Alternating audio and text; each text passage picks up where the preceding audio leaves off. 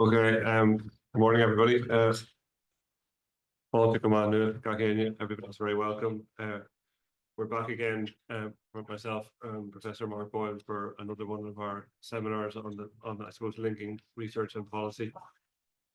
And very welcome everybody who's here in person, and also everybody who's here online. And we have a good number between the two. Particular welcome to our guests today, and we've a really interesting hour and a half or so lined up, because there's really interesting work underway in the Department of Environment, Climate and Communications DEC, and we're joined by Dr. Gerry Clabby, who's the principal advisor there, and Dr. Jennifer Brennan, who's assistant principal officer, and they're both involved in the Environment and Climate Research and Advisory Unit, and it's great that they're here. And you're going to hear from them, I think, a really good example of the innovative work that's underway in a government department in relation to the role of research in helping policy. And I won't say any more because it's really interesting, and they can talk about it. And then we have three colleagues here from Maynooth University, and all involved in this area in different ways. We've Professor Tim McCarthy and Professor Rowan Fealy, who are working together on a number of projects, including involved as part of the Social Sciences Institute here, and that's great to be here. And then we have Professor Jennie Stephens, who has joined Maynooth in the last year and a half or so, and is leading work really in terms of establishing the Beacon Pillar Institute that we're looking at bringing together in the area of climate action and sustainability, and she's doing a huge amount of work there. So the three of them are really engaged, and they're going to give us their perspectives, if you like, on what they hear, but also on where they see this going. So I'm going to hand over to Gerry and Jennifer, and I've asked them, just as part of what they're doing, to introduce their own background a little bit, because it's very interesting what has happened and is happening in the civil service in terms of the people with different backgrounds who are coming in to lead on this work and to help advance thinking and implementation. So over to the two of you. Thanks very much, Seán, and we're delighted to be here today. It's great to be able to present and to have a discussion in relation to the entire kind of research and innovation agenda, both from our perspective and across the civil service. So my own background, so I'm an ecologist by training. I have variously taught at third level. I have been an environmental consultant. I've worked for many years in local authorities. I've worked in the National Parks and Wildlife Service, and now I'm in the Department of the Environment, heading up a kind of a unit that has kind of a hybrid focus. So on the one hand, we offer kind of technical and scientific advice across a range of policy areas across the environment and climate space. We're also leading in the department in relation to research and innovation. And that's what we'll talk about this morning. And then we're also, the national contact point for things like the LIFE programme and for the EU Innovation Fund. And so we're not a normal kind of division or unit in the department, in that we tend to work both across the entire department in relation to something like research and innovation, and across the entirety of kind of the climate and environment agenda in relation to those areas. So we'd be in contact with people. We also have, a really good network of contacts outside the department with the various agencies we work with, and with across many of the higher education institutions as well. So that's me. Thank you. Thanks very much, Gerry. And also to say thanks very much to Seán and Mark for inviting me here today. I'm really looking forward to conversing with you all about the work that we're doing in the department. So I'm Jennifer Brennan. I'm part of Gerry's team, and I joined the department about 2.5 years ago. I started my working life as a postdoctoral researcher in physical chemistry of nanomaterials. And after a few years of that, I moved outside of the bench, I guess, and away from the lab. And I started my career working in the Irish Research Council for Science, Engineering and Technology as a postdoctoral and European Programmes Manager. I then spent several years working in the Irish Universities Association as the national contact point for the Mairi Skłodowska Curie actions in Horizon Europe. Was Horizon 2020. In fact, it was FP7 when I started. That's how long ago it is. And then I spent 5 years working in an organisation called THEA, which is the representative body for the technological universities and institutes of technology. And I was director of research and innovation there. So I joined the department about 2.5 years ago, and the first task that Gerry gave me was to develop the department's research and innovation strategy. And we spent about 1.5 years or so. We launched that in May of last year. And we also are responsible for the annual research and innovation chapter in the climate action plan, and some actions that are following on there, trying to put a little bit of shape and structure on the national support for climate and climate related research and innovation. So delighted to be here, and we have some slides. Will I move on to those? Please do. Thanks. I'll have to keep looking over my shoulder just to remind myself of what I was going to say, so bear with me. I guess we'll set the context for our research and innovation strategy, which is really the renewed focus on kind of evidence for policy and research for policy, which came out whenever Impact 2030 was published. And Impact 2030 really talks about the role of research and evidence in supporting public policy and implementation. In addition to that, we have 2 other kind of drivers for this across the civil service, which is the civil service renewal strategy, which again references stronger use of research and data to drive public policy and implementation. And that's also seen in the Better Public Services public service strategy, which talks about designing public services and using research insights and data insights as well. So that's the driver for our department. And coming out of that then, particularly out of Impact 2030, I suppose a number of structures have been set up around this whole evidence for policy side. And this has been led by Trudy Duffy, who's the Principal Officer in Evidence for Policy in the Department of Further and Higher Education, Research and Innovation and Science. And this is a reference on the left-hand side is to Trudy's unit. And what they have established is a couple of different groups. First of all, a Higher Education Advisory Group, which Seán is part of. Then there's the Civil Service Research Network, which was established in January 2023, and that includes all government departments. It includes revenue, it includes the Irish Government Economic and Evaluation Service. There are people from that in every government department, and also the Central Statistics Office, and also Seán is part of that group as well. And then they've also established a Higher Education Advocate Group. So Gerry and I sit on the Civil Service Research Network, and that meets about 4 times a year. And then there's various activities that happen in between meetings. And I think for us, that's been a really important vehicle for us both to learn from other government departments in what they're doing, but also to share what we have been doing with other government departments and the various different bits of good practice. And we've been very, I suppose, happy to participate in different events that group has organised. And I think they have some really good plans for the future. It's taken a little bit of time maybe to get to the point where we have a really robust work plan, but I think you'll start to see much more coming out of that group in the future. So turning to our own department then, really, we've recognised that research and innovation are critical enablers of what we're trying to do. So we're currently going through a restructuring at the moment, following on from the recent election. But we, at the time, our statement of strategy that currently holds talks about us trying to have a climate neutral, sustainable and digitally connected Ireland. And we recognise that research and innovation are transformers of that. We already invest a significant amount of money in research and innovation, between sort of 40 and 50 million euro per year. And I suppose this reflects the importance that we put on this as a government department. That makes us the 5th largest spending government department on research and innovation. And we were really pleased then that we were able to, I guess, make sure that Impact 2030 reflected those priorities. And there are strong statements in there around the importance of climate research, sustainability and digital transformation research as well. So on the back of that then, we decided to put together a research and innovation strategy, and this was, I think, in around 2022, and then myself and my colleague Evan came on board to do that work in 2023. So we did this in a sort of a 3-step process. First of all, we set out to review what was already ongoing within the department. And this included putting together a steering group across the department to help us put this together, meeting with as many people from across the department as we could to talk about it.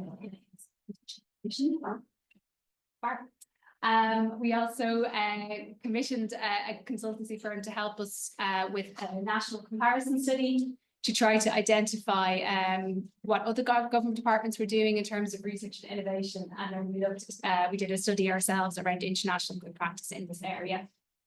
The other thing that we did was we tried to get as many people within the department and outside the department involved in the process of drafting our strategy. And we call this our kind of co-creation step. So we had a survey of our staff, we had a design thinking workshop for them, which we had about 50 people from across our staff at. We also had an external advisory group. We did a workshop for them. We had as many bilateral meetings as we possibly could with our colleagues from across government and different agencies. And then we did a public consultation. And then we sat down and put all this together into one massive evidence synthesis paper, and then went through an iterative drafting process with our steering group. And so you can see from this that this co-creation part is pretty important to us. We want to try to consult with as many people as possible, and we're trying now, as we roll out our strategy, to do that as early a stage as we can within our processes, which is slightly different maybe from the traditional way of doing things across government, which is we draft something and we put it out to the public and we get a bit of feedback, but 90%, 95% of the work has been done at that stage. We're trying to get people in earlier in the process now, and I'll talk about that in a little while. So just to give you a flavour of what we currently do, which we're planning on building on through the implementation of our strategy. So the first thing we do is we perform and we commission research and innovation. So two examples of that. So Geological Survey Ireland is a research performing organisation itself, and it's a division within our department. And we're delighted that Med Éireann will be shortly moving into our department as well, which has itself, I think, about 40 or 50 different research staff. In fact, maybe even be more. Certainly has several hundred staff. Yes, exactly. But the research staff, I think, is a fairly large complement, and they do also do research funding as well. And we also commission research and innovation. So a member of our team looks after a group called the Climate Action Modelling Group, which is a series of long-term kind of contracts that we have, which we tendered for. And each one of them is 5 years in duration. There are 3 with academic research organisations, one with the ESRI and one with a small company that's spun out of UCD. And they carry out various different aspects of climate modelling for our department on the basis of a kind of an annual agreed work programme. A very important source of evidence for us, which helps us to decide and model and look at the feasibility of different climate actions and different things to reduce emissions and to adapt to climate, and to help us to make decisions about what are the best routes to go forward with. The second thing is we're delivering research and innovation through our state bodies. So if we look at agencies like the Environmental Protection Agency, Sustainable Energy Authority of Ireland, and Inland Fisheries Ireland, they themselves have significant research and evidence capabilities, which we draw on to inform our work. The third thing that we do is provide competitive research and innovation funding. So that's through the EPA research programme and the SCAI RD&D programme and GSI's research calls. The fourth thing we do is we support international research and innovation collaboration. So there are members of our team who are the national contact points for the EU's LIFE programme and Innovation Fund. The department also supports national contact points for the Digital Europe programme, although they will be moving out when the department is reorganised. We do also then, through our agencies, support the national contact points, 2 of the national contact points for Horizon Europe in Cluster 5 and Cluster 6, who sit within the EPA and the SCAI as well. And then, of course, we're feeding the expertise that we get from research into international things like COPs that come up every year in the climate space. And then the fifth thing we're doing, I guess, through our investment and through our participation in the various different committees and bodies in the National Research and Innovation System, we're supporting the development of that system. So this is all captured within our research and innovation strategy, which we launched in May of last year. And what that really sets out is a vision and a mission. So our vision really is that by 2030, as a department, we will be using research and innovation, to as best as we can to drive the things that we need to do and deliver on as a department. And our mission then is is twofold. We want to try to internally ourselves build our capacity to use and deliver on and use research, while also developing the national research and innovation, and to some extent the international system as well, and to help deliver on what we want to do.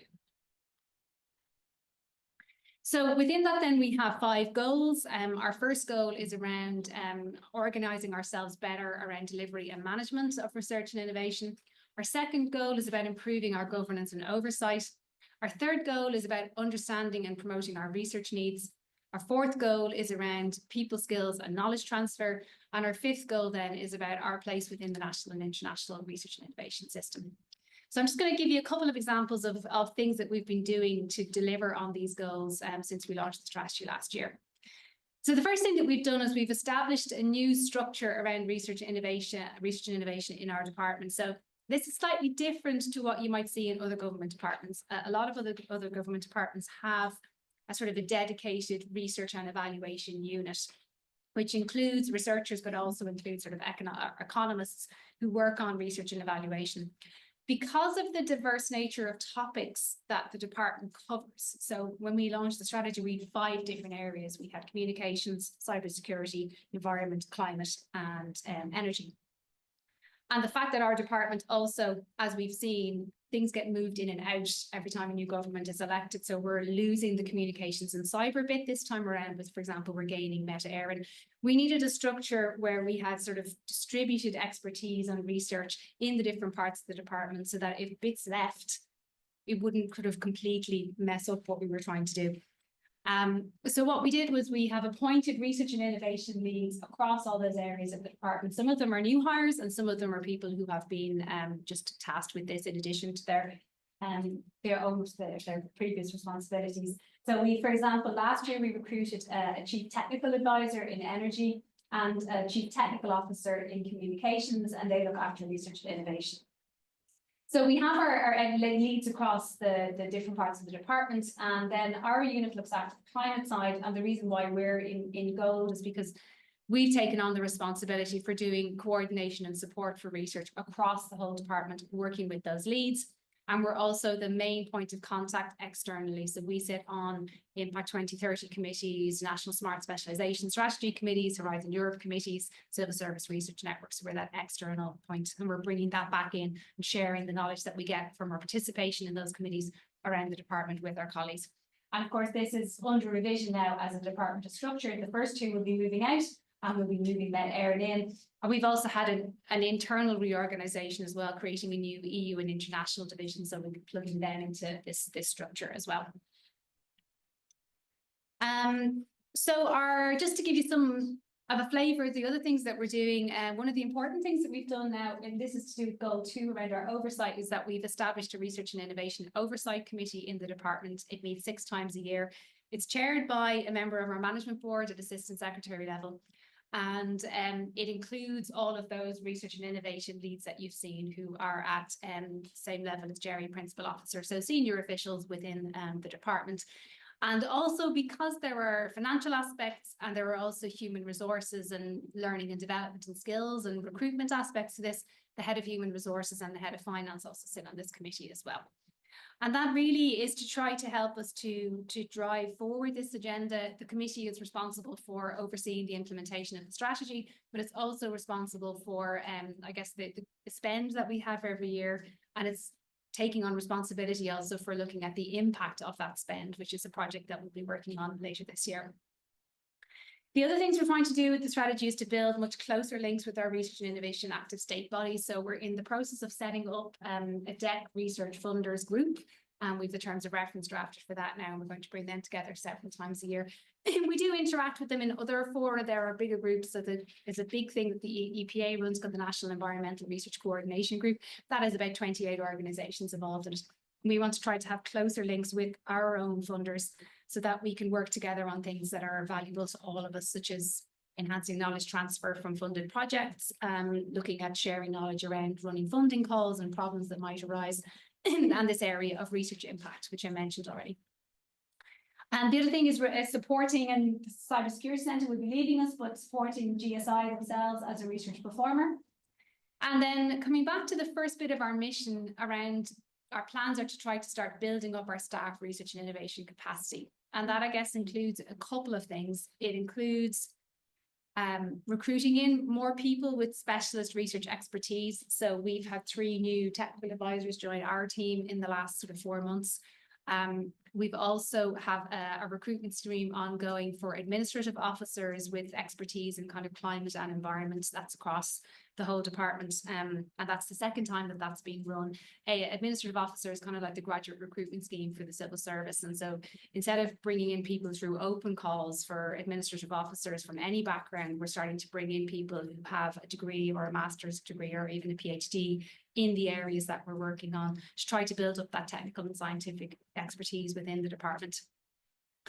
We're also trying to support knowledge transfer as much as possible and improving the transfer of knowledge, particularly from the research funding, the research projects that we fund into our staff, by sort of building up, offering courses to them on things like evidence synthesis, on how to access the scientific literature, working with people like the EPA and SAI to ensure that their projects are actually, the outcomes of the project aren't just maybe academic papers that could be difficult for a civil servant who doesn't have a scientific background to understand, but are maybe more like a short policy brief or even a video.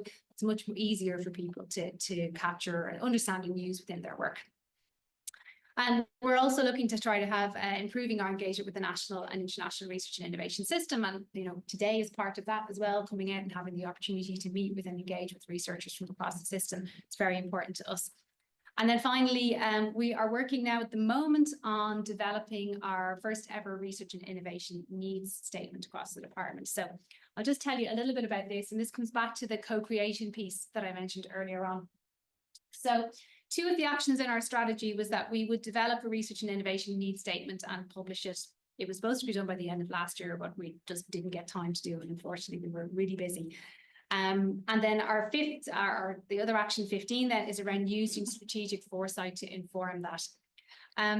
Where this comes from is that when we were out doing our consultation around the research and innovation strategy, a lot of people said to us, be they researchers, be they our own agencies, you know, people from the rep bodies like the IUA, kind of said, look, we'd love to respond to your research needs, but we don't actually know what they are. They're not publicly available anywhere. And so we've set out to work with our staff and with the research community and our other stakeholders to try to co-develop our research and innovation needs statement. So we're doing this kind of in 3 phases. We've recruited in a specialist workshop facilitator to help us with this. We started off with a staff workshop. We had that at the end of January. And we have, out of that, got a series of future research and innovation priorities for each of the areas that the department works in. And we did that using a horizon scanning methodology called the 3 Horizons methodology, which our facilitator Michael guided us through. And this week, it's a busy week. We're running 3 sense-making workshops with members of the research community, other government departments and agencies, and other stakeholders like people from industry or people from NGOs. Working in the climate and environment areas. We had our first workshop on Monday for 2 hours long, and that's taking the priorities that our staff, and it was a small group of staff, about 40 people, representatives of the department, put together, and we're sense checking them with people from outside the department. And then we will bring the outputs of that back into the department, and we will do a wider consultation across all of our staff, which is about 800 or 900 people now at this stage. So it'll be difficult to get everybody's feedback, but we will ensure that we gather as much feedback as possible from our own staff. And then we're going to do an integration workshop within the department to ensure that we don't miss things that are cross-cutting. So, you know, while there's a lot of work, for example, GSI are working on things which are very relevant to, say, the energy side of things, but also circular economy and resource efficiency. You know, similarly, there's huge links between energy and climate, between environment and climate. And so we want to make sure we capture all of those. And the plan is to have this published or at least ready in draft form, ready for publication by the middle of this year. And following on from that, then we're going to start to think about how we actually use this information to build links between our department and the research community. And, you know, we looked great interest at the paper that Mark and Seán produced recently on the value of knowledge brokerage and knowledge brokerage events, and how we can use those to try to build bridges between our department and the research community. So I think that's it. Thanks very much. Lot there, so happy to take it. Thank you. Bit of a whistle stop. The amount of work underway is huge, and also what really shines through is the approach to the work. I think that's and the way of the engagement. So before we open it up, so a couple of things to say. First of all, anybody online, there's a facility obviously to put questions and comments in, and Mark will be looking at those and will be including those in the dialogue. But we're going to go to the Maynooth team and just for some reflections on what you've heard or working with the department or working in this area and so on. So I'm going to go to Rowan and Tim first and for your own reflections and just watch for the mic. Yeah.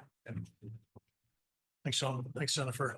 I suppose in 25 years of working in the area, it's incredibly welcome to see the opportunities for more structured and formal engagement with policymakers. And I think up until now, my experience has been typically, particularly in the early days of where my area is climate change, obviously, it would have been in regards to the UNFCCC when they were in town. You get a phone call a week beforehand and be wheeled out as the novelty scientist to support the Irish response as part of our international obligations. I know we've come a long way since then, and we've had engagements with DEC and DAFM. And I suppose one of the frustrating points, certainly from my perspective, has been while there's been a huge willingness to engage, the mechanisms to enable that engagement aren't always clear. And I think there's also been a disjoint between typically funding. So a lot of the funding in the area in climate change traditionally has come from the Environmental Protection Agency. We publish our reports. We talk about the policy relevance of those reports, but the implementation, the take up and actioning of that information is less clear. And I think part of that has been due to the fact that we as scientists have said, no, that's my bailiwick. I stopped at that particular point. I've generated the data. It's now up to someone else to take that data. And the expectation is, I think, that decision makers and policy makers will engage with that information and do something useful with it. Whereas I think the strategy, Jennifer, as you've outlined, there's recruiting people with scientific technical expertise is absolutely that critical link for us to have a common language, a common nexus point that we can start to have what I hope are much more meaningful engagements. And Tim? Okay, just a quick dump. I guess just to back it up again, remind myself what good policy making is all about. And again, that's going into the problem definition, trying to get your stakeholders on board, and then I guess trying to kind of get the data, get the evidence, come out the back door in terms of a solution and implementing that. Co-design was mentioned, which is quite important here. Going back to what Rowan was saying there about the join up. And I guess we're all humans, and it's always difficult to get that join. You mentioned kind of geos met air, and of course, when we look at climate change, you're kind of splitting it out into different haystacks: urban, transportation, energy, agri-food. So there are kind of other players, and I know you've got a specific umbrella that you're looking at. And do you know what? I'll just kind of flip it all, and I'll just say it comes back to that Shakespearean human aspect, that this really is about we're dealing with a complex kind of multifaceted kind of beast where we're dealing with human behaviors, how people view their own values, their own morals. They're altruistic, they're selfish, and with this, and I kind of stirring it up a bit here, I guess, Seán, just saying that there's a language issue. If we said in the pandemic, folks, we're not going to talk about resilience. We're not going to talk about mitigation, adaptation. Don't have a clue what you're talking about. But if you say stay at home, they kind of understand that. There's that language piece and the messaging that goes along with that. So language and messaging, and then coming out the back door in how you tackle rewards and penalties. And I'm not talking about to the citizen. I'm talking right across the board. I'll stop there. Okay. And just to say that the two of you are engaging across a range of agencies and departments on a number of different projects. And you also have teams working with you. So you're bringing through groups of people to work to make a difference? Do you want to just give a small flavour for that? Yep. So, and in fact, rather than me kind of like spouting here, I'm going to pick out Stephanie Keogh here. Stakeholder engagement, and what we're going to pick out here, just both in terms of Terrain AI, the DecaMap project, and even the drone innovation partnership that we have. And because we're crisscrossing from Department of Transportation right across the board into DEC, right across the board into and coming into exactly DAFM and other agencies. But the importance of stakeholder engagement and what that does for us. Yeah, absolutely. I think it comes back to probably, Tim, the point you made, that it's at that human level, and it's going in, you know, as academics, you might have a number of assumptions when you go to a particular stakeholder group or a particular agency, and it's really peeling all that back and just getting back to basics around understanding the constraints that the stakeholder themselves are dealing with, that language piece, understanding data, resources. So it comes back and we kind of go with the same recipe, I think, to most of our stakeholders, with go in with minimal assumptions and start building a relationship and a common language that you can kind of go back to your team, and then you're doing the translation back maybe you know, to your developers, to your climate scientists and so forth. So I think it's just really keeping a common kind of an approach, but keeping things you know, not simple, but, you know, obviously things get complex, but making sure that you're doing those reality checks throughout a particular project and going back to your stakeholder and doing the best kind of that you can both do with your constraints. Just to dig that one out and just put a bit of colour in it. Drones. Let's just go away from, say, like climate change. So drones, some people like them. It's a bit like Marmite. Some people hate them. And so at the moment, you got Department of Transportation, and essentially the question is, who is responsible? Is it environment? Is it transportation?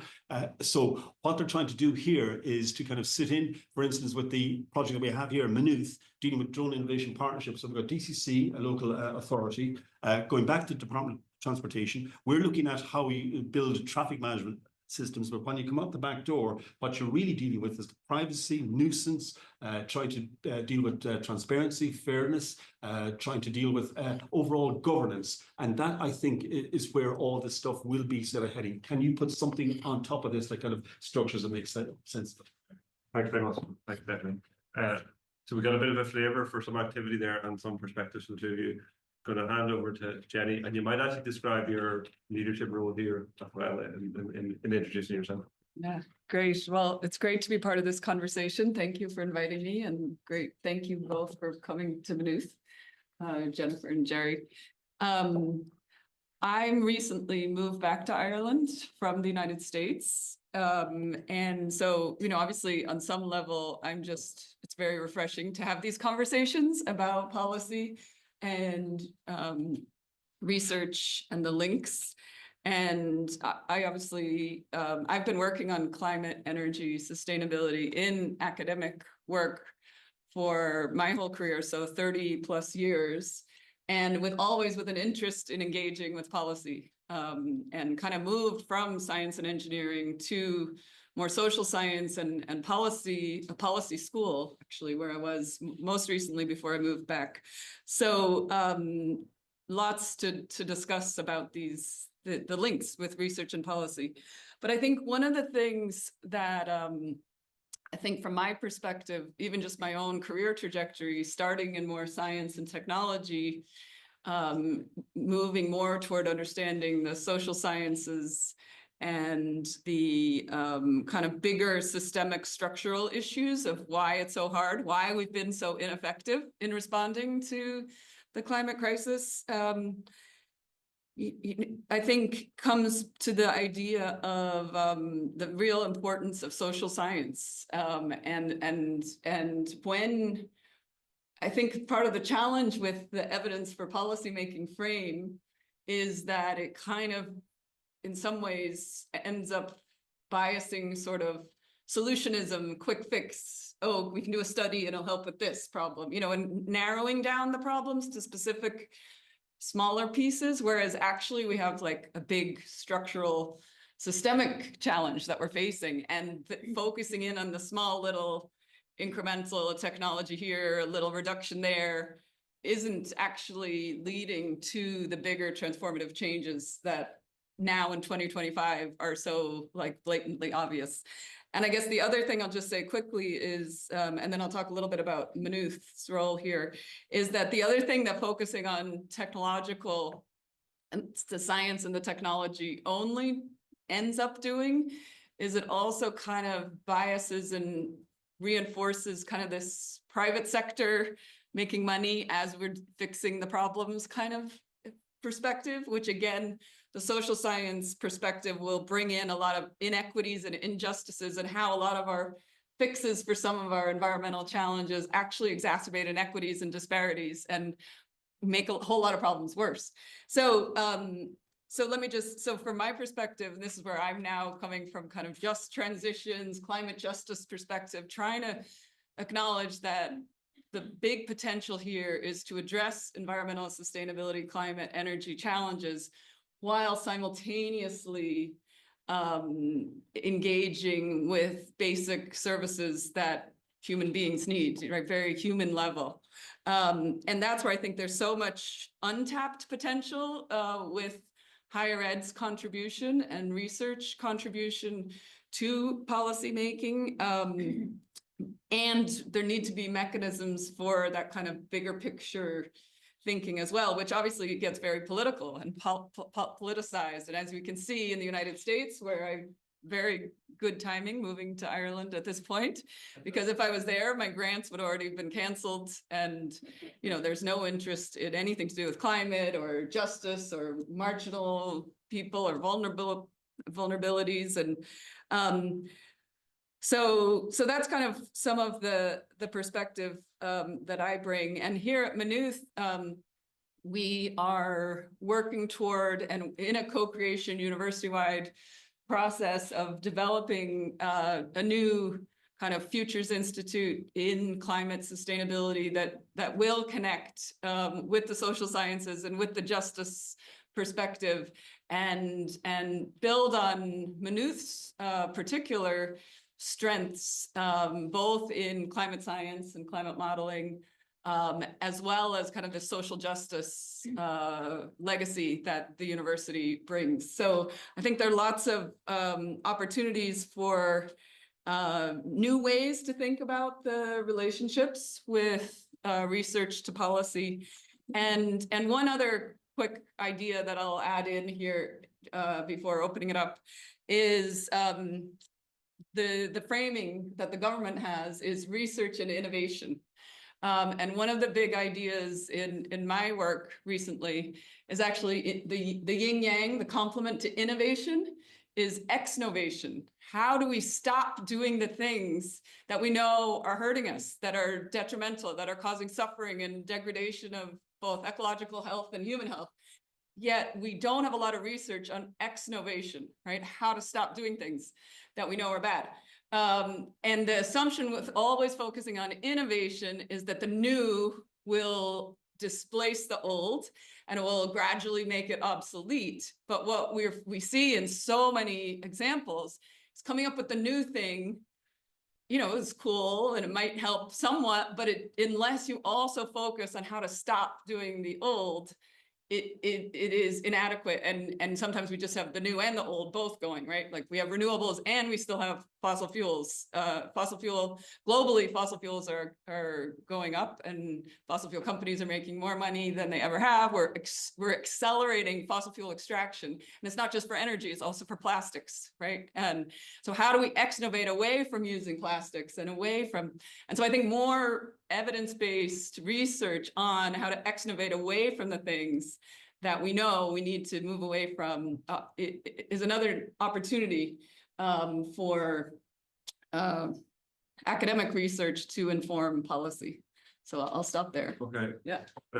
Thanks very much to the four of you indeed for your reflections there. Is there anything that you guys have heard that you'd want to just comment on before we open it up? Yeah, I might just say something just in response to Jennie's comments about the importance of social sciences. I'm sorry, perhaps my own technical background influenced what I had said about the work that we're doing, but we are very interested in social and behavioural research particularly. So if you, just to give you a couple of examples, so both the EPA and the SAI have behavioural research programmes, which do feed into the work that we are doing. And my colleagues who run the National Dialogue on Climate Action, they also support a thing called the Advisory Group on Social and Behavioural Research, and that includes quite a large, I think it's about 12 or 14 people on that, but these would be some of Ireland's leading academic researchers in the area of social and behavioural research. And they meet sort of several times a year to sort of meet together, but also to present their work to each other. And there's a job of work to be done, I think, within our department on both spreading the knowledge of the kind of work that these people are doing and the outcomes of the studies that they're carrying out, but also helping our staff to be able to take that and to merge it into the strategies, the policies, the programs, the implementation that they're developing as well. And that leads back into kind of goal 4 of our research strategy, which is about building that skill set. So there will be, so the next advisory group meeting is going to kind of be in a workshop format in the department. And that team are also developing kind of a how-to manual, a guidebook on how to use social and behavioural research for policymakers as well. And the second thing I suppose that's relevant is that we're also the department with responsibility for just transition. So we have Just Transition Commission, and I know that there is work ongoing that the EPA is supporting through developing just transition indicators to try to sort of measure just transition and just resilience, so that we have a fair and equitable transition across society. And I love the idea of ex-innovation. We had this conversation yesterday in one of our workshops about circular economy and resource efficiency, and how we tend to talk about just trying to recycle more things, but actually, you know, it's reduce, reuse, recycle, and they're in that order for a good reason. We have to start reducing our consumption of materials and stop doing, as you said, the bad things, as well as looking to technological solutions to try to improve our circular economy. So that's enough. I don't know if Gerry wants to come in with anything else on that. Yeah, no, just listening to the 3 contributions, I mean, I just had 3 thoughts. One, I think that structure or a systematic approach is important here.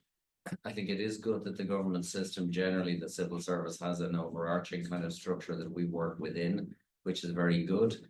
So that's the first thing. And I mean, I suppose all of the presentation you'd have seen from us, you know, part of, I think, the recognition of doing the strategy, you know, certainly for me personally, when I started off on that journey of doing the strategy, I probably thought this is about how do we get people out there to give us information that we need in here. And what I realized more and more was that we need to organize ourselves to actually engage with that system in a kind of coherent way, and that our internal organization and structures around that were as important as anything we might think that those external to the organization might do. So that's the first thing. Secondly, I think, you know, it's just the point around the social sciences. So I think one really positive thing here is that Research Ireland, which has obviously been formed just recently, has an AHSS remit, you know, together with the science and technological remit. And I think that's really important. I think if I was to think of one thing that is another big thing that has come out of us doing this process, is the importance of the social sciences across everything we do. So, you know, a lot of the time now we know what the issue is. We actually know what the solutions are, but the solutions involve large transformations of people's lives. And whether that's delivering wind energy offshore or onshore, whether that's having solar panels in the countryside, whether it's having more forestry, whatever it is, we know whether it's changing the way we deal with materials and we read, you know, all of that agenda. All of that requires change on you know, at every level in society. So how do we do that? How does it not feel to people like things are being imposed on them? How do we not just treat people as kind of receivers of this from the government? How do we engage with that? And I think, to me, almost every conversation we've ended up in, whether we're doing our research needs statement, we're also doing a piece of work looking at kind of more strategic climate research across the entire government system. Again, this theme comes out again and again and again, is the need for that kind of to be integrated into what we do. Now, how we do that is another matter, but I think the point is that it's loud and clear, I think, at this stage. Yeah, and then I suppose just the third thing for me is for us, it's not just, I suppose, the higher education institutions, it's also, say, government agencies and bodies, you know, and I would include in that, you know, NESC, the ESRI, so bodies that the government has established to help it in policy development. They're very important, I think, in this system as well. Our own, obviously, we mentioned some of them, the EPA, SCAI, they have their own capabilities. That's important. So there's, and also the internal capability, I think, as Rowan mentioned, of government departments to actually have people with technical competence within the department is also important. So those are just my reflections on what we've heard so far. Thanks very much. Going to open it up to the floor. So I'm going to have to just, it's for the, so that people can hear us online. So if you could introduce yourself. So thanks, Stephen. Thanks, Seán. My name's Stephen McCarthy. I'm in the geography department here in Maynooth. So with that geography sort of perspective, I've just noted when Gerry was talking there about how to, we're always having conversations here as a department, as a university, on how to prepare people for that technical role and that advisory capacity, that education that allows them to go into agencies or institutions like the government and provide the best service for everybody. So really what I'm thinking about is the nature of planning, and is there a spatial component to what you're thinking about? You know, when we talk about social, we can embrace the whole island as one thing in our head, or we can say, actually, you know, there's a difference between that part and this part. So it is an inherently spatial and geographical question. So we have a spatial planning strategy. And so the future, I would hope, might be to look for a role of that geography and to tailor with the right people in thinking about this. And maybe that's where we come in, preparing those people, I'd hope, to advise. But just your comments on or thoughts on that. Is there a spatial component that you're considering? And what might that be to help us? Would anybody else like to bring another question before we get a response? Anybody else? Any comments or reflections? Okay.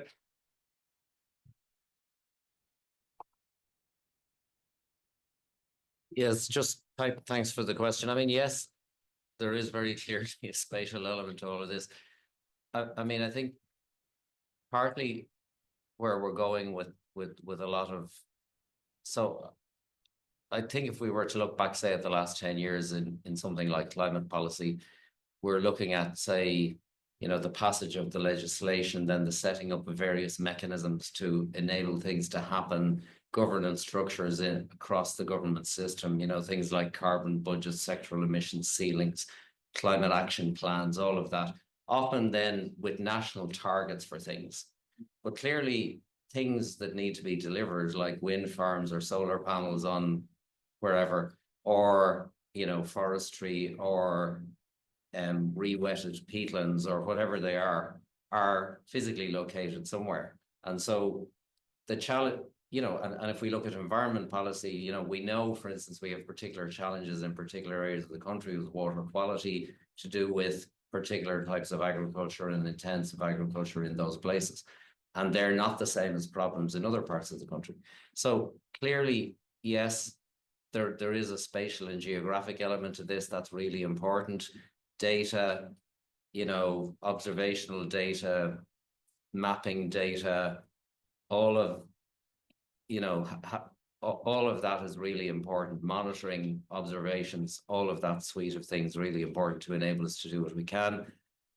But also then data in relation to people, you know, their incomes, their livelihoods, their, you know, what is making those local economies. All of that is important. So yes, and I suppose one of the other things I think that is how local and central government actually work together or not. And I suppose one of the things that comes out in some of the work that we've done is the need for research into how do we do things? You know, how do we make the institutions that we have work to address these kinds of really complicated, as Tim was saying, really complex problems. So these are not simple things. They're all very difficult to deal with, but we have institutions there. How do we better equip them? We have local government is the local democracy. How do we make sure that that's empowered and enabled? And how does that relate to the government system and to agencies?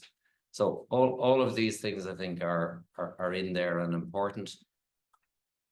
I mean, just to go back to the piece on technical experts in place to do things, I think the other thing is, speaking as somebody with a technical background myself, and I've worked in both local government and national government now for a long time, I think we're not the solution. We're part of it.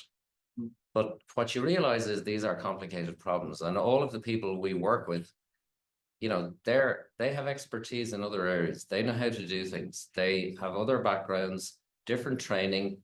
It's bringing that together. It's being able to talk to each other. It's enabling that whole to work. It's not the answer is not to any of these issues for people to come in and say, well, I'm an expert on this and this is what you should do. It doesn't work like that. It shouldn't work like that, because these are too complicated. This landscape is you know, the problem is too complicated for the solution to be that simple. So, but where it works best, I think, is that, you know, particularly where technical people can fit in, I think, is that in being a kind of a bridge between, you know, very technical information, making sure that's able to be understood by people without that training, but then for those people to actually be able to engage with other issues. So to me, top skill, listening, not talking. Thanks. I'm going to just open it up to the comments online, and Mark has been reviewing those. Thank you. Yeah, very positive comments online. They're asking if you're a typical department and been organised, so organised in your research. So possibly, I think you're a little bit ahead of some of the other departments. So not particularly typical, but a very good example of how the Civil Service Research Network can build other departments out with the same level of sophistication and your approach to commissioning research that you have. Probably three questions here in general. One is the Three Horizons methodology, a little bit more on that. People are wanting to know if it's something they could replicate in their own. It would be advisable to use. I think that's a McKinsey framework, isn't it? So we can hear a little bit on that. Secondly of all, I think there's a lot of people around the country sitting on research that they want to make available, and they don't know quite how to reach out to you at this point. Now you're having co-creation workshops and so on. So if anyone has research that they're doing at the moment and they want to contribute, what is the pathways and channels at this point that they can contact you, and how can they best work their material into your ongoing work? And three areas in particular. One, ECRs. Is there any way we could maximise the next generation and start the process of encouraging early career researchers to feed policy in, research for policy in? Biomedical and health research is coming out. Is there any opportunity for the relationship between biomedical and health to be ingested into the environmental debates? And non-technical kind of lay knowledge, civil society, if you like, kind of indigenous community knowledge of what works, what doesn't, what environmental issues are important.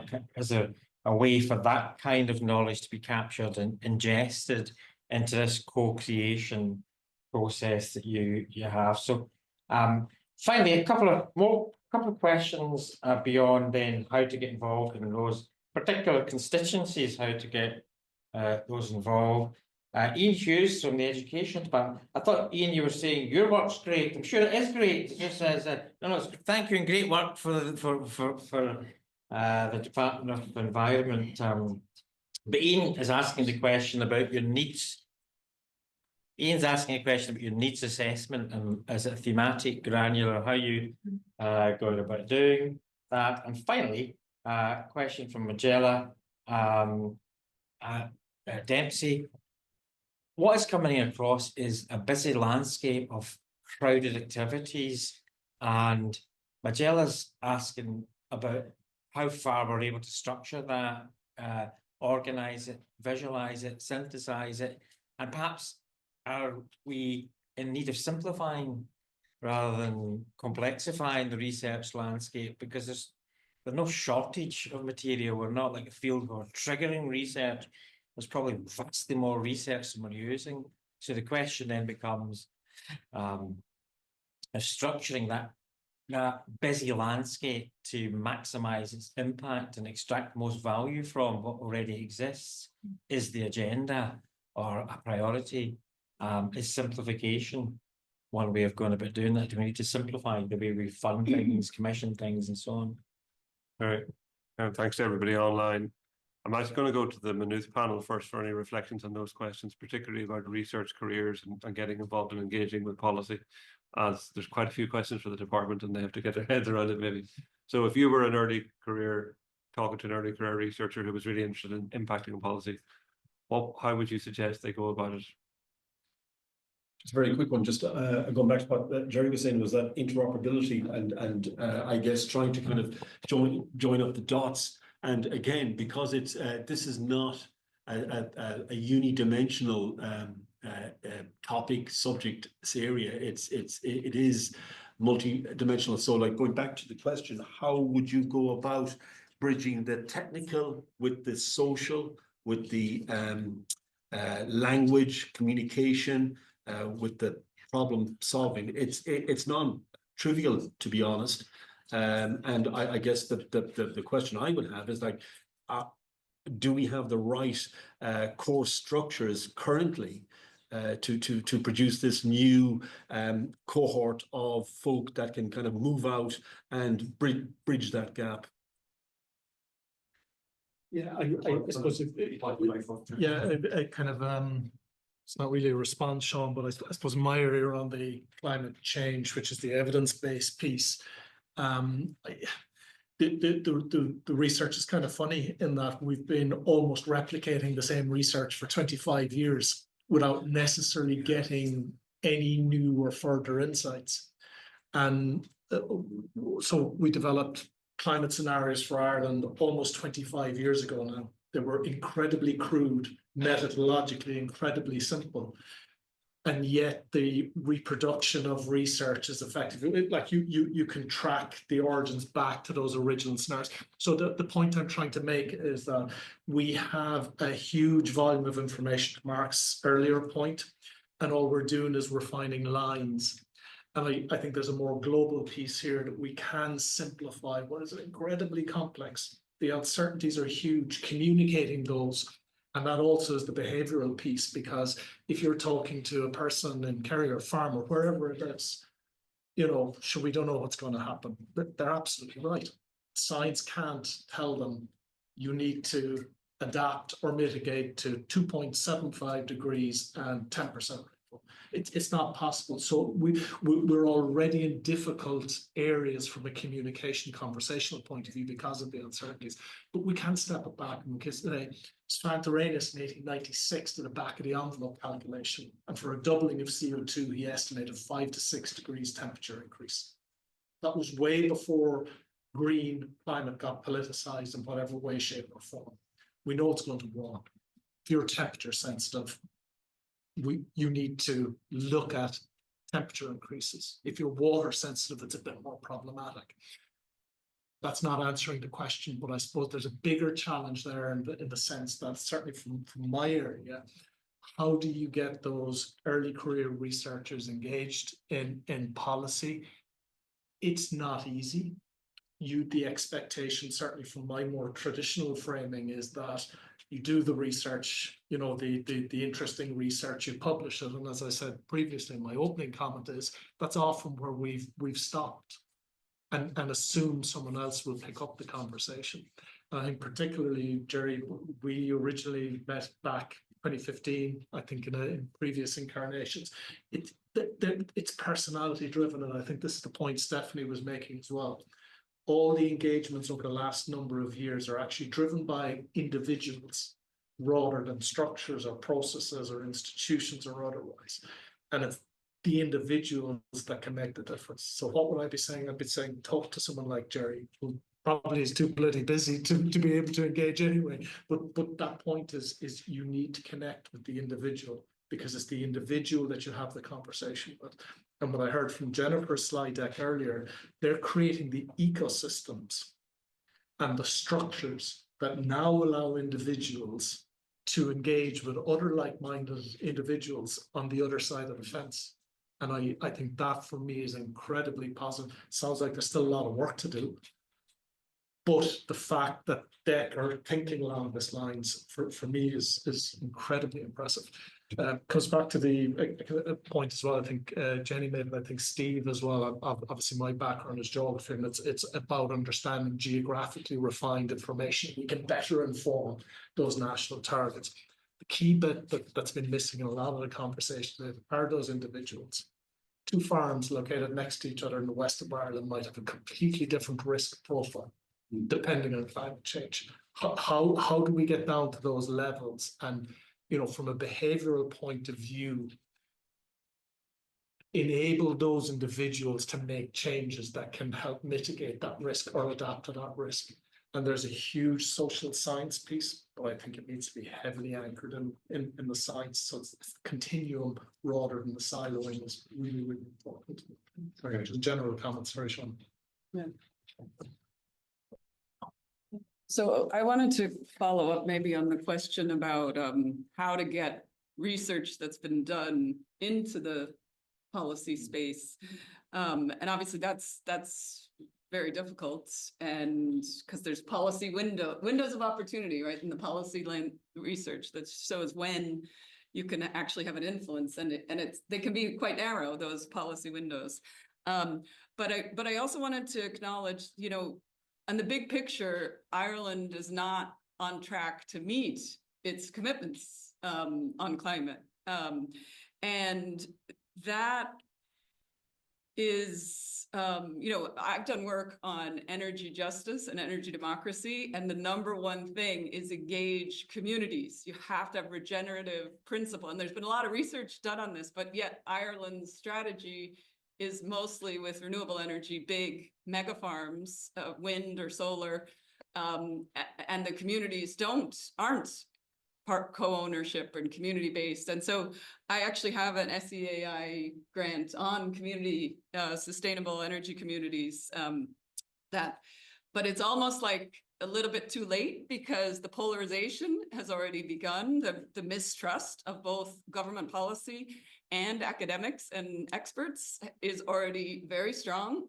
And obviously I'm coming from the United States, where it's gone over the cliff, or so to speak, this mistrust, and I see it building here as well. And I really hope that Ireland can, you know, stop that soon. And it means, you know, very different climate policies that focus on regenerative economic development for rural communities, and with the agriculture and policies and energy policies that seem to just kind of disregard what's going on the ground for is really tricky. So I think, I guess I'd also just say, you know, we are in a really disruptive time.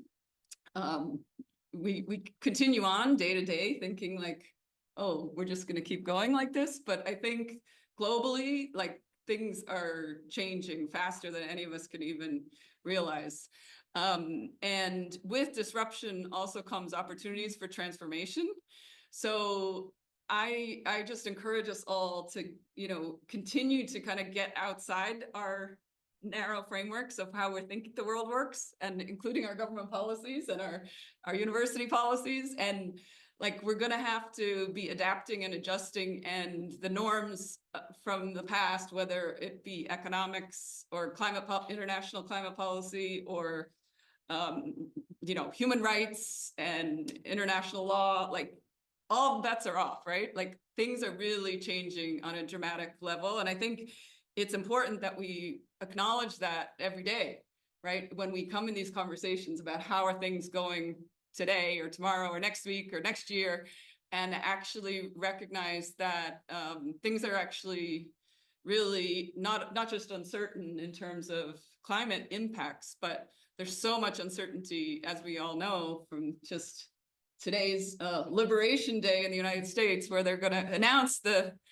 what the tariffs are going to be, and you know it's going to change everything, right? But I guess I just want to make the point that I think, and this is I think Gerry, what you were saying too, we can't, the experts, the mentality of experts or academic experts or research experts or government experts, you know, isn't helpful when we don't have policies that are actually showing material benefit to people who are in really dire situations, right? Or really precarious situations. So I think there's an opportunity here to kind of shift some of the conversations.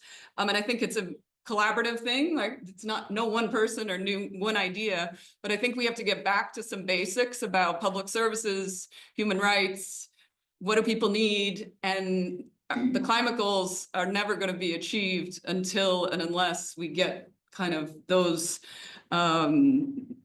priorities there as well. So I just wanted to add that in just because of the time we're in. Yeah. Okay, I mean, maybe I'll kick off with just trying to look at some of those questions that Mark mentioned there. So, I mean, just to say briefly on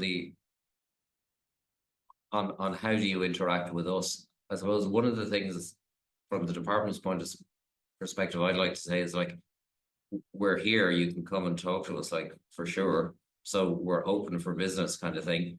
But also I do think Rowan's point, you know, part of what we're trying to do internally in the department is to say to people, look, there is a lot of research, there is a lot of innovation going on out there.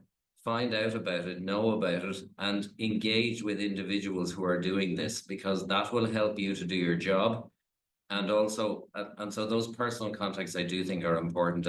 But I suppose what we're trying to do is from within the department build, you know, so that like people are often daunted by the idea, can I ring somebody who's called Professor X? I mean, would they take a phone call from me? Now, that might be surprising to you, but that is, you know, so they're very, so just to say on that, and Jennifer will add to that, you know, I do think that's important. On the biomedical and health, you know, yes, I think that's an emerging theme, I suppose, or across climate and environment, linking it to health outcomes. I mean, last year when the department was talking about air quality, for instance, and new legislation, we talked about it in terms of health and in terms of the impacts on people's health and improvements in people's health from improvements in air quality. And so those things are important. I mean, I think we've also lots to learn from the health research system. Like, one of the things I like that they do a lot is that they're very good at synthesizing information. They do a lot of evidence synthesis. In the climate and environment space, I would suggest we're not that good at that.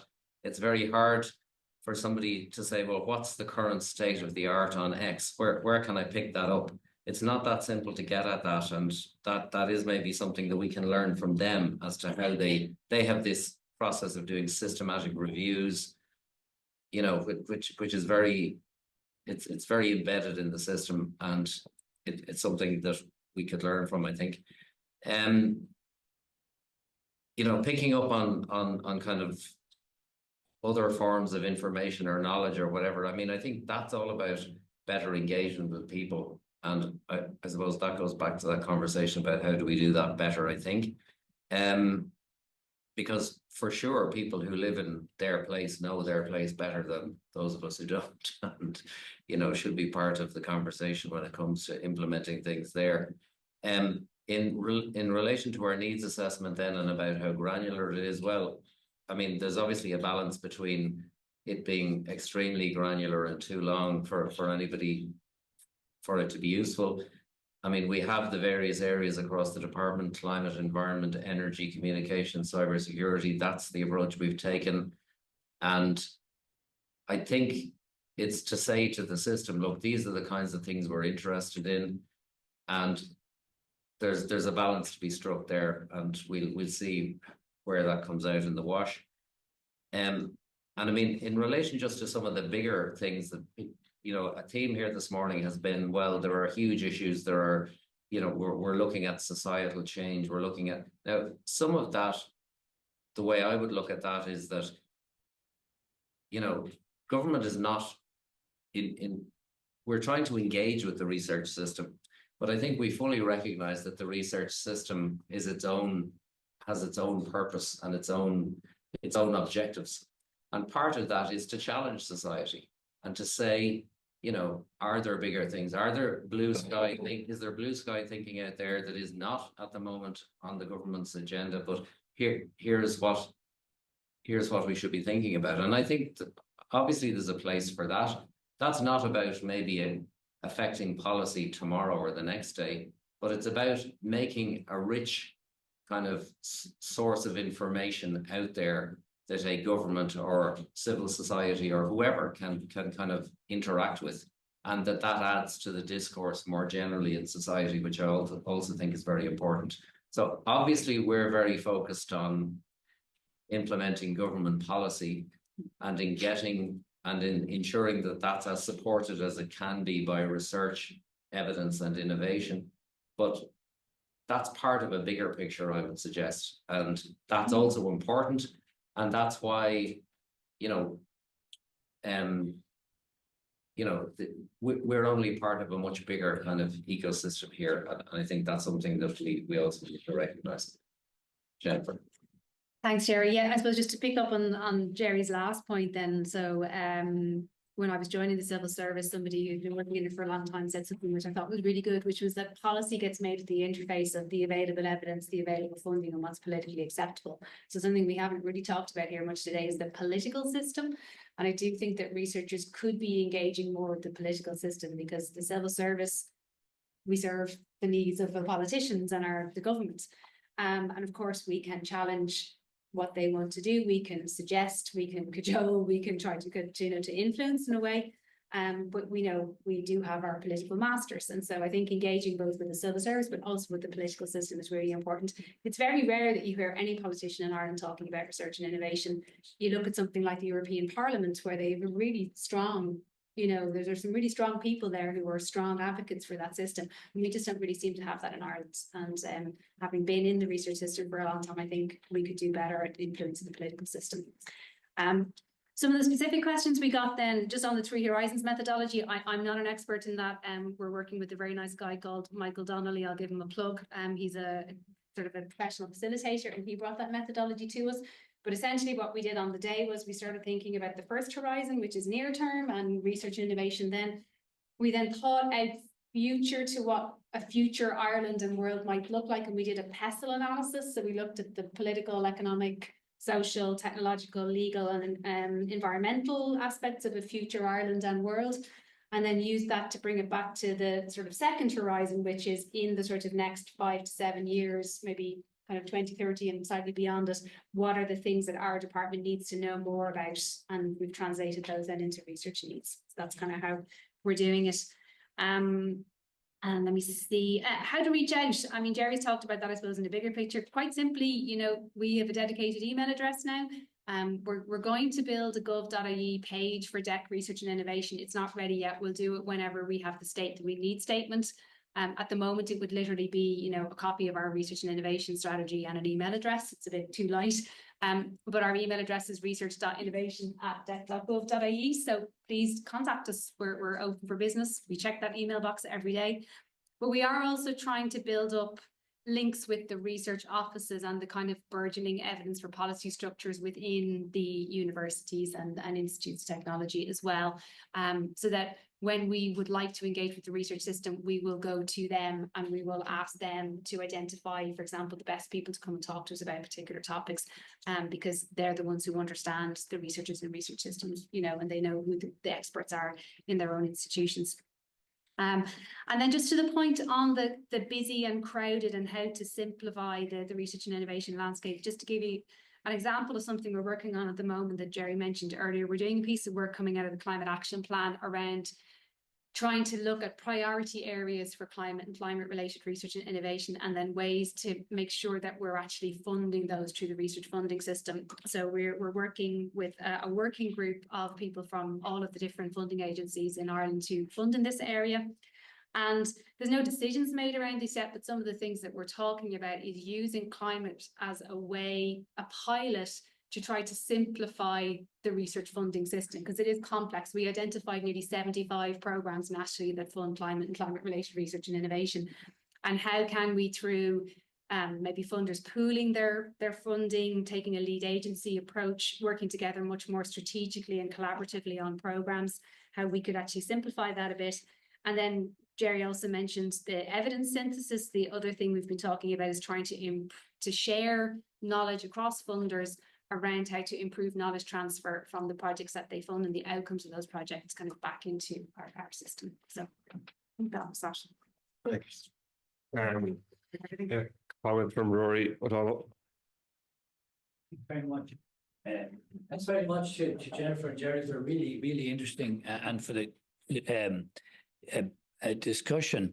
And I wanted to sort of pick up a couple of pieces from what Rowan said and Jennie said and what Gerry and Jennifer said, to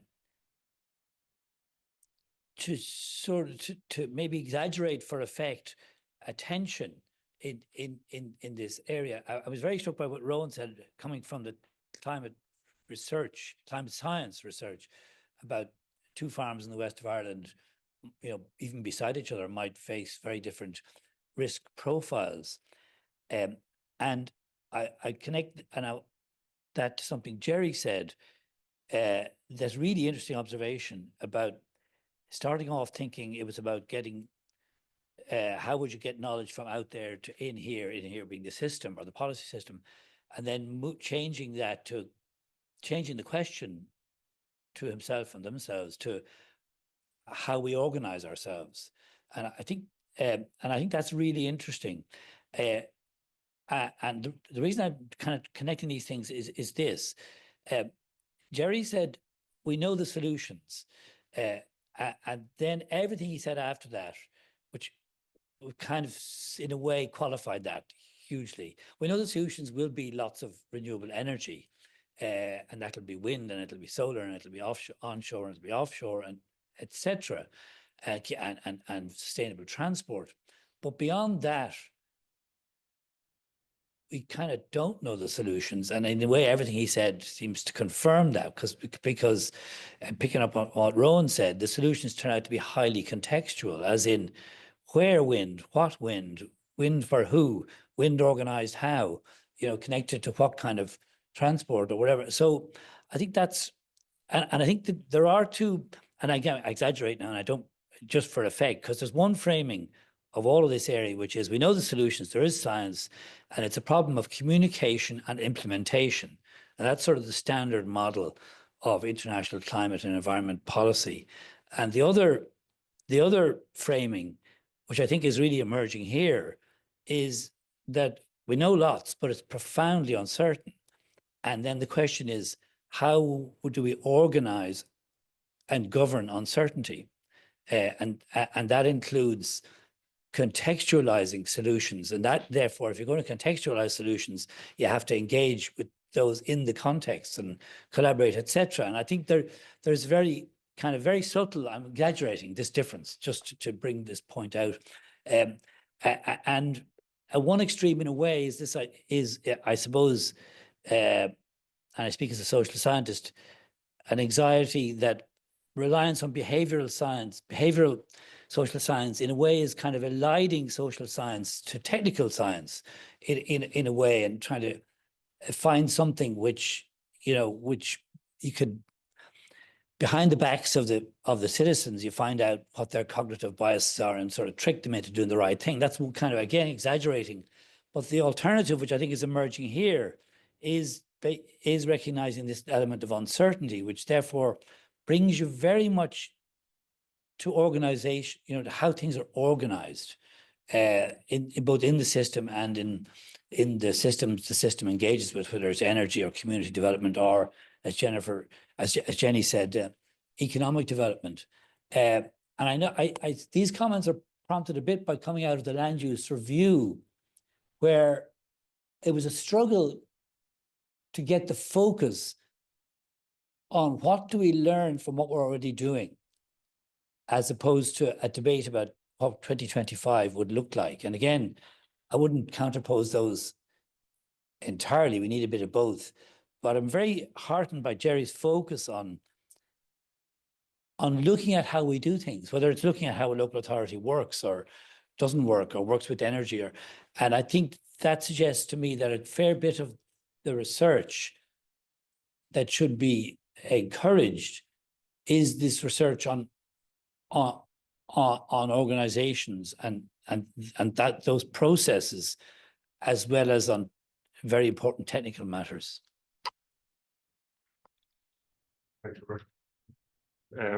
Anybody wants to hear a bit more about Rory? Rory will be here for our seminar on May the 28th with Professor Seán O'Rian and reflecting on research for policy. Anybody else want to come in before we go back to the panel?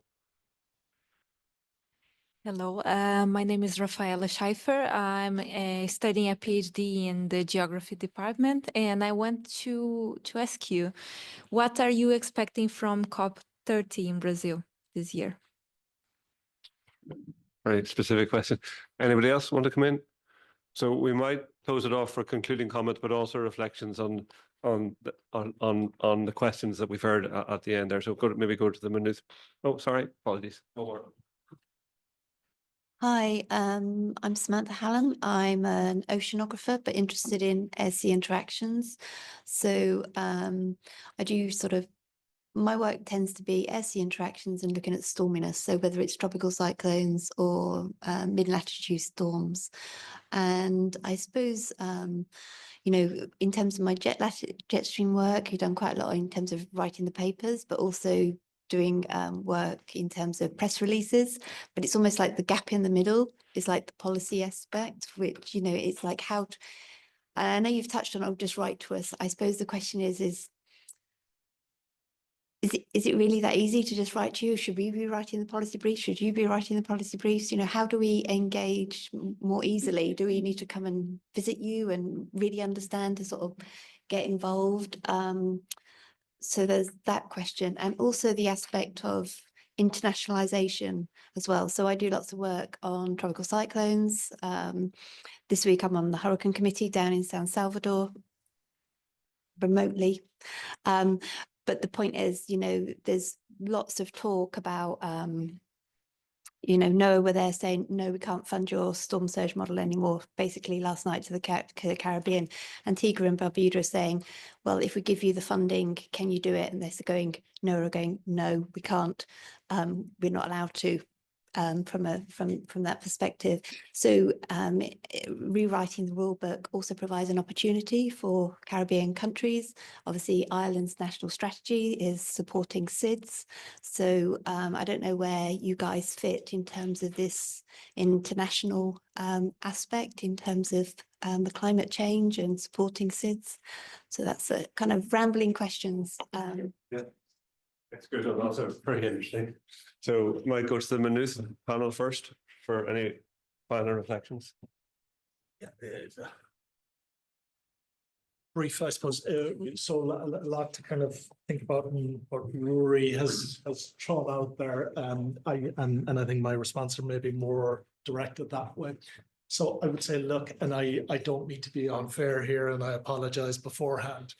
COVID probably did more for our emissions than government policy up until that point. This is probably the first year that we've seen climate policy as an orchestrated idea and implemented, giving rise to significant emissions reductions. I think we've hit nearly 7% in the last year reductions. So I think policy in the climate area has been stymied by the requirement for that strict evidence-based idea. So we've always said we can make sufficient policy now on the basis of the evidence, But then the scientists turn around and say, well, we need more money to generate higher resolution models in order to give you better evidence. And there's been almost a get out of jail for policy because of the uncertainty piece in terms of driving adaptation policy, particularly, I think. And I would say it's actually, look, we make decisions in the face of uncertainty on a daily basis. Climate may be superseded in terms of our prioritization as individuals by what happens at 9 o'clock tonight for the next number of years. Something else may happen in a number of years. So climate is one of multiple drivers of change, be it on land use or whatever it is you're talking about. We can still make decisions in the face of having imperfect information. It's a very simple idea. Even if we had that oxymoronic perfect model, there'd still be uncertainty because we don't know what future emissions will be. So we've got to get on and make climate policy irrespective. And the fallback idea, and this is a very superficial response, Rory, in some ways, is that old precautionary principle. In the absence of perfect knowledge, you make decisions on the best available evidence you have. That informs, I think, that very localized response. How do we still make decisions, move forward in the absence of the perfect? And that's ultimately, I think, where a lot of the complexity from a policy and decision making arises, and where some of the disjoint with the science linking to policy happens. And I think we've just got to start working at the interface. I think you measure, you know, we know what the technical solutions are. We know how to solve climate change. The big question is the scales to which you implement them. So I think there's a scale issue and part of that, but also, and critically, and this is the bit we know very little about, is the social feasibility and the efficacy of the socially feasible measures. And there's a real disjoint there in terms of understanding to what extent will society undertake those disruptive changes that will be required to their lives in order to have an effective change. And I think there's big questions in there that I certainly think we need to try and understand better. All right, that was a very long-winded monologue, but just generally. Just a quick say final one again, continuing the NEFIT or the COVID-19 piece. Like if climate change was something that was going to happen in 3 years, we'd probably have a much faster, response and a more kind of coordinated, orchestrated solution here. And it is a car crash in slow motion. Question, I guess, we're looking at here to kind of back it up are the opportunities, shortcomings, challenges in research policy as that affects climate change. And one thing in the back of my head, and again, is using the NEFIT kind of parallel, who is Mrs. or Mr. Climate Change here in Ireland? And it goes back again, and it's been mentioned by Rory, you mentioned by Rowan, mentioned by Jennie, Jennifer, the whole lot. Essentially, this interoperability, it is multifaceted, it is pretty kind of like complex. But if there was one thing that we could do better, is a bit more kind of self-organization, better, how we organize that piece. It's not necessarily a money funding shortcoming. And the last piece, I put it out there, so anyway, is that if it was a bit more mature, perhaps what we should be looking at is trying to swing on some kind of like governance framework in on top. Like policy is one piece. And it's an important piece, a key piece. But the governance framework kind of covers a lot of the stuff that was mentioned today. That's me. Yeah. Very quickly, I would just say thank you to Gerry and Rory for bringing up that piece about doing research on how to organize. And I think that's where a lot of my interest comes as well, because I've been doing research on how to reclaim the public good of higher ed and research landscapes, and then reimagine and restructure to be better able to meet the needs of society and humanity. And I think the same kind of lens can and should be applied to thinking about policy and governance and organizational structures within the public sector as well. So I think there's a lot there to explore. So thank you for that. Great to be part of the conversation. Okay, and yeah, just from our perspective, I mean, we're delighted to be here. Thank you very much, Seán and colleagues, for the invitation. I think, look, we were here just primarily to reflect on how do we interact with the research and innovation system. I think we've tried to kind of explain that to you. I'm not going to get into the details of climate policy here. I'll be happy to talk to you individually afterwards if that's okay. But I think one of the things that, just a reflection from me, like the policy system is not a linear process. It's not. It's a and at some level, I think, you know, there is no easy answer to the kinds of things we're trying to do here. There is no magic bullet to connecting the research and innovation ecosystem to the policy system. There isn't a magic bullet. But I do think it's about, you know, if I was to leave you with one thought, it's being interested in the policy system, finding out a little bit more maybe about how it works, trying to engage with it, and building up kind of personal relationships. And I do think that that's possible in Ireland. We're a small enough country. We're not vast. It is possible to get to know and to engage with key people in key places. And I suppose just the discussion, just my own reflection on the discussion over the past 10 minutes is just the incredible complexity of the kinds of issues we're trying to deal with, and the value of having the kinds of perspectives that you and the bigger kind of research and innovation ecosystem brings. How we interact with each other is a work in progress. We're not suggesting to you that what you've seen this morning is the answer, but it's just part of what we're trying to do to enable us to be more connected with what you do. Thanks. Yeah, I think that segues nicely into what I was going to say, which that I suppose just in response to your comment about, well, you know, just send us an email, is that enough? I would say bear with us, right? We're only getting started in terms of building our own structures to engage with the research community. For the moment, yes, please send us an email.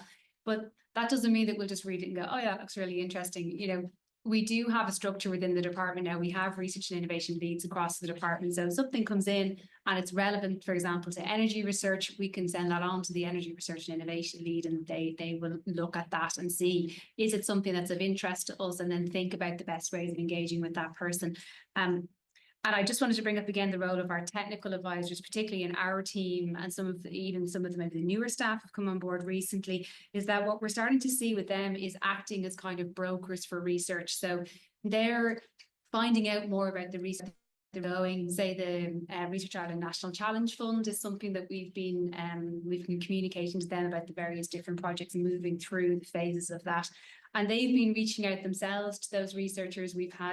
We've gone and visited certain projects. A team of us went out to UCD to meet some people recently. We've brought researchers into the department to meet with policy people, with people from other departments and agencies as well. And so we'd like to try to build that out in a more systematic way. That's happening now, I think, because those people are interested and engaged. And what we want to try to do is make sure that that's a key part of all of their roles and that they're acting in that brokerage space. But it's early days yet. And we are also planning to do a series of research and innovation seminars in the department and bring people from higher education and other research bodies into the department to deliver seminars, which would be in the department, but also online for everybody, and recorded and put on our intranet. And we'll give people the opportunity to meet and network with our staff as well. So yeah, so it's a work in progress, as Gerry said. And thank you. Yeah, nice. So networks of connection, I think, is the thing. So the individual contacts are good, but the research shows it's about networks of connection, because that's what keeps it alive and keeps it going.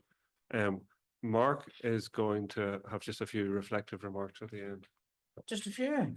Seán's desperate to wind me up, but I'm here for the duration. Now, actually, there's some really clever things to say about Shakespeare, weaving in some Shakespeare. But even more interesting things to say about Marmite. I had some good stuff to say about Marmite, but you're curtailed me here. That was an excellent seminar. Obviously, they're all been different, but that was really just a huge amount of stuff to get your teeth into. Just huge excitement, huge opportunity for research to be feeding into what is opening up to be a receptive department for ingesting that research. I think that the nature of this problem is interesting. It's a car crash in slow motion, to use Tim's phrase, and it's also riven with uncertainty analysis, to use Rowan. So as a public problem, it demands certain kinds of research that speak in different ways to maybe the public problems other departments face. I think that really affects it, because whether it's Brexit or COVID or cost of living crisis or Ukraine or Trump's policies, climate can get put on the back burner continuously in order to address immediate fast policy emergencies. So how to conduct a research for policy nexus to deal with a problem that is riven with uncertainty and is also a year problem rather than a 2-year problem or a 5-year problem, I think demands a certain kind of relationship. So I think the department's well ahead of other departments on this, and it's fantastic in many ways. You're the flagship, or one of the flagships for the Civil Service Research Network, which puts pressure on you, because if you deliver it, it's going to encourage everyone else to deliver. But I think the nature of the problem that your department's dealing with, particularly around climate, is of a different character, demanding different kinds of research for policy nexus. I think the crowded landscape is an issue. Because it is so early, that might settle out itself. But there is, I think, a danger that will over complexify the from both sides. There's so much research going on, so much research, so much going on in government departments, inside your department and across the department. So is there any way for us to deal with that? Maybe an annual summit, an annual conference on climate change. We just say, well, in this year, what research has been done in Ireland by Irish scholars that bears on the public policy challenges? Could it be meta reviews, a series of meta reviews to take stock of where the landscape currently is? Could it be a visualization? You know, if I want to engage with your department, you know, if I've produced research and I want to disseminate it, what are the channels and who should I contact? How do I get to? If I want to pitch an idea for a research project, if I want to comment on a particular agenda that I found, it some kind of network or maze to channel and guide some visualization tool, I think could help diminish the complexity of that landscape. I think just 2 final points. The literacy question was raised by everyone, and I think that is another particular aspect of the department you're working with. To me, the academy has the division of labour of the academic subjects, the sciences, maths, chemistry, biology, physics, and so on, social sciences, politics, ecology, economics, geography, sociology, humanities, and so on. And the kinds of information that you're convening from your needs analysis seems to me to cut across all those simplistic kind of knowledge production units that we have historically used. I do think, being partisan as a geographer, geographers as an integrating science have a nomadic quality to wander over territory and assemble. I think, Jenny, you must be unbelievably literate, because presumably you're having to deal with scholars from multiple different backgrounds, and that is an exceptionally difficult skill to pull and synthesize and do justice to competing and conflictual intellectual traditions. But I think if we are looking for sources of expertise that are served up by the traditional division of labour within the academy, then we need to think about what we need to invent. And behavioural psychology is there, it's developed. Ecological economics, wellbeing economics, I think there's a massive need for those kind of disciplines. But the full spectrum broadband scholar that can operate across the natural sciences, social sciences, and humanities is now, I think, the currency of that type of scholar is going to increase, and generating that kind of scholar, I think, is really important. And finally, people have mentioned, and Sam mentioned this, the collapse of North American climate change funding. And so in funding calls, I mean, there's world-class people out there now who are desperate looking around the world for opportunities to come and do their expertise. Funding calls partners up.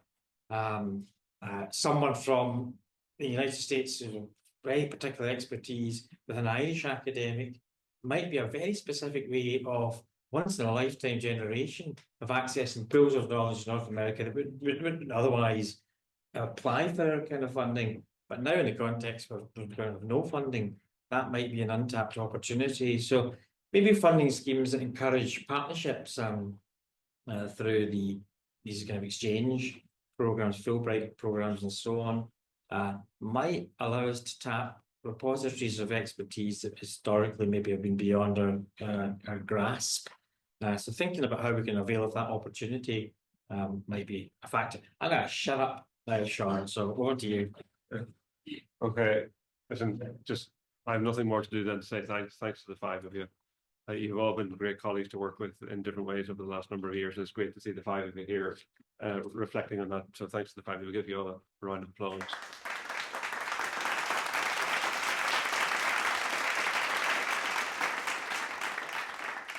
Thanks to Anne, who does all the video and a lot of the organisation, and Orla also.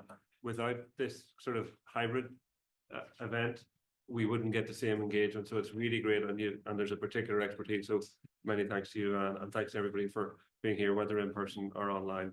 And we have another one which we really only have online spots for now, 2 weeks today, about the 30-year anniversary of the white paper on education. So yeah, Gramina, thanks very much.